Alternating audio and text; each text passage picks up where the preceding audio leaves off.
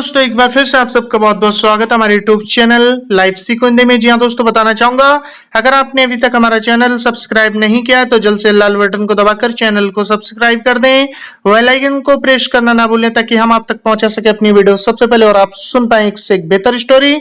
जी हाँ दोस्तों, बताना चाहूंगा हमारे इस चैनल पे हिंदी साहित्य के कवियों के बारे में, स्वतंत्रता सेनानियों के बारे में, राजा महाराजाओं के बारे में और इतिहास के बारे में पूरी जानकारी दी जाती है। तो दोस्तों बने रहे हमारे साथ वीडियो के लास्ट तक। जी हाँ दोस्तों, आज मैं आपको इस वीडियो में बताने वाला हूं फिराक गोरखपुरी के जीवन के बारे में, उनके जीवन से जुड़ी कुछ घटनाओं के बारे में, कुछ कहे अनकहे पलों के बारे में।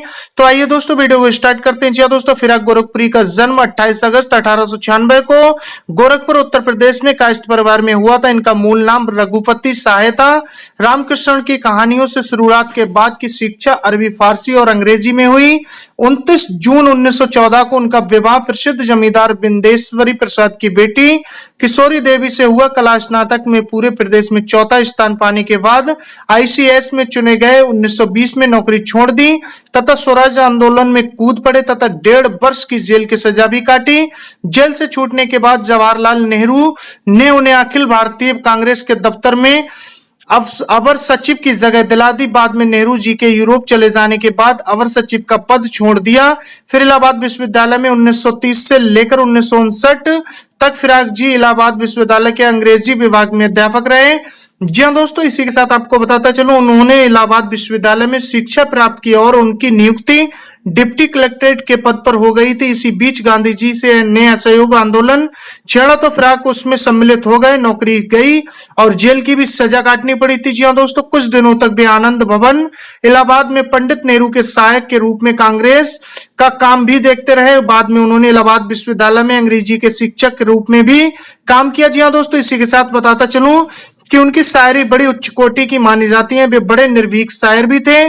जी हाँ दोस्तों, उनके कविता संग्रह गुले नगमा पर 1960 में उन्हें साहित्य अकादमी पुरस्कार का भी मिला था और इसी बीच वे 1970 में भारतीय ज्ञानपीठ पुरस्कार से सम्मानित किए गए। फिराक गोरखपुरी को उनके योगदान के लिए पद्म भूषण, जनपद पुरस्कार और साहित्य अकादमिक पुरस्कार से सम्मानित किया गया।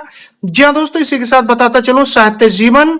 तो दोस्तों, फिराक ने अपने साहित्यिक जीवन का श्री गणेश गजल से किया था। अपने साहित्यिक जीवन में आरंभिक समय में ब्रिटिश सरकार के राजनीतिक बंदी बनाए गए।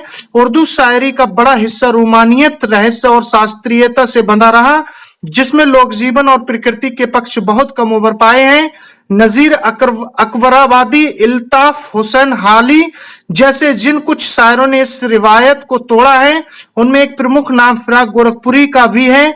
फिराक ने परंपरागत भावबोध और शब्द भंडार का उपयोग करते हुए उसे नई भाषा और नए विषयों से जोड़ा। उनके यहाँ सामाजिक दुख दर्द व्यक्तिगत अनुभूति बनकर शायरी में ढला और दैनिक जीवन के कड़वे सच और आने वाले कल की प्रति उम्मीद दोनों को भारतीय सांस्कृतिक और लोक भाषा के प्रतीकों से जोड़कर फिराक ने अपनी शायरी का अनूठा महल खड़ा किया।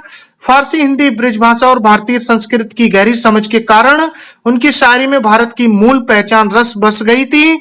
जी हाँ दोस्तों, इसी के साथ बताता चलूं दबंग शख्सियत। तो दोस्तों, फिराक एक बेहद मुंहफट और दबंग शख्सियत थे। एक बार भी एक मुशायरे में शिरकत कर रहे थे। काफी देर बाद उन्हें मंच पर आमंत्रित किया गया। फिराक ने माइक संभालते ही चुटकी ली और बोले, हजरात अभी आप कव्वाली सुन रहे थे, अब कुछ शेर सुनिए। इसी तरह इलाहाबाद विश्वविद्यालय के लोग हमेशा फिराक और उनके सहपाठी अमरनाथ झा को लड़ा देने की कोशिश करते रहते थे।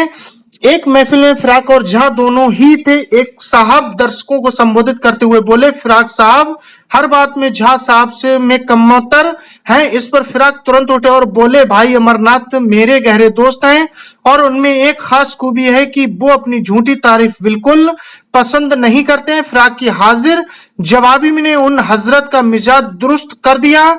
जी हाँ दोस्तों, इसी के साथ बताता चलो पुरस्कार। तो दोस्तों, इनको काफी पुरस्कार मिले थे, जिनमें खास भारत सरकार ने पद्म भूषण से सम्मानित किया था। जी हाँ दोस्तों, इसी के साथ बताता चलूं कि फिराक गोरखपुरी की मृत्यु, तो दोस्तों आपको बताना चाहूंगा 3 मार्च 1982 में फिराक साहब का 85 वर्ष की उम्र में देहांत हो गया था। फिराक गोरखपुरी उर्दू नक्षत्र का वो जगमगाता सितारा है जिसकी रोशनी आज भी शायरी को एक नया मक्का दे रही है।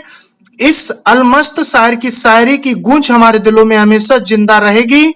बकौल फिराके मौत आके खामोश कर गई तू, सदियों दिलों के अंदर हम गूंजते रहेंगे।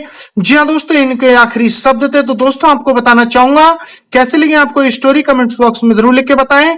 और दोस्तों अगर आपके पास भी कोई स्टोरी जिसको हम अपने चैनल पर ला सके तो दोस्तों हमारे साथ शेयर जरूर कीजिएगा।